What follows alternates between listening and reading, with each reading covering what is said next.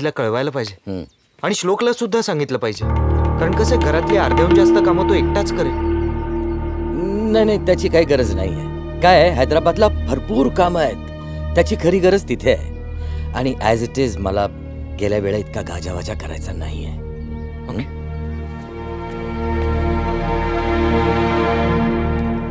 बरं आहे गुरुजी, बरं येतो. श्याम काका,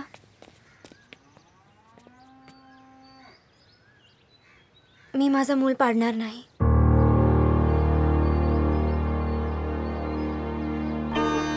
बाळा, ज्या अधिकारानं आणि प्रेमानं तुझ्या नावामागे वरदचं नाव लागतंय, त्याच अधिकारानं आणि प्रेमानं तुझ्या मुलाच्या मागे सुद्धा वरदचंच नाव लागेल.